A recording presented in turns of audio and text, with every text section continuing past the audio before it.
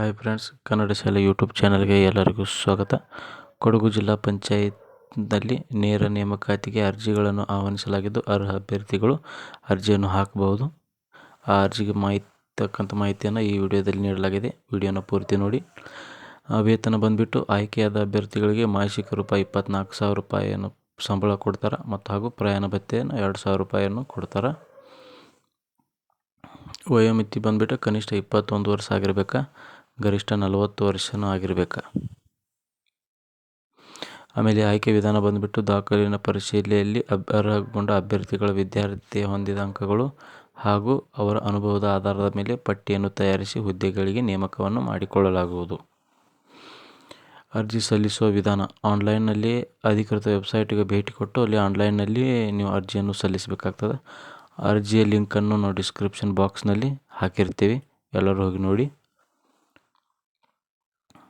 ಅರ್ಜಿ ಶುಲ್ಕ, ಇದಕ್ಕೆ ಯಾವುದೇ ರೀತಿಯ ಅರ್ಜಿ ಶುಲ್ಕ ಇರುವುದಿಲ್ಲ, ಇದು ಫ್ರೀ ಆಗಿರ್ತದೆ.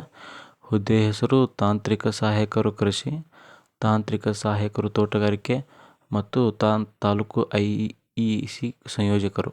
ಹುದ್ದೆಯ ಸಂಖ್ಯೆ ಒಟ್ಟು 5 ಹುದ್ದೆಗಳಿಗೆ ನೇಮಕಾತಿ ನಡೀತಾ ಇದ್ದು, ತಾಂತ್ರಿಕ ಸಹಾಯಕರು ಕೃಷಿಗೆ 2 ಹುದ್ದೆಗಳು, ತಾಲೂಕು IEC ಸಂಯೋಜಕರು 1 ಹುದ್ದೆ ಹಾಗೂ ತಾಂತ್ರಿಕ ಸಹಾಯಕರು ತೋಟಗಾರಿಕೆಗೆ 2 ಹುದ್ದೆಗಳ ನೇಮಕಾತಿ ನಡೀತಾ ಇದೆ.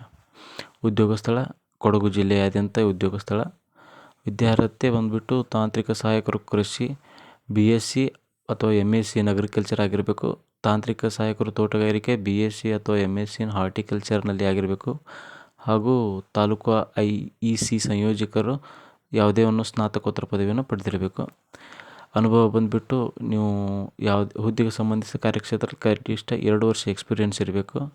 ಅರ್ಜಿ ಸಲ್ಲಿಸುವ ದಿನಾಂಕ, ಅರ್ಜಿ ಸಲ್ಲಿಸಲು ಪ್ರಾರಂಭದ ದಿನಾಂಕ 7/1/2023 ಮತ್ತು ಕೊನೆಯ ದಿನಾಂಕ 23/1/2023. ಈ ವಿಡಿಯೋ ನಿಮಗೆ ಇಷ್ಟವಾದಲ್ಲಿ ನಿಮ್ಮ ಫ್ರೆಂಡ್ಸ್ಗೂ ಶೇರ್ ಮಾಡಿ, ಹಾಗೆ ನಮ್ಮ ಚಾನಲ್ನ ಸಬ್ಸ್ಕ್ರೈಬ್ ಮಾಡಿ. ಧನ್ಯವಾದಗಳು.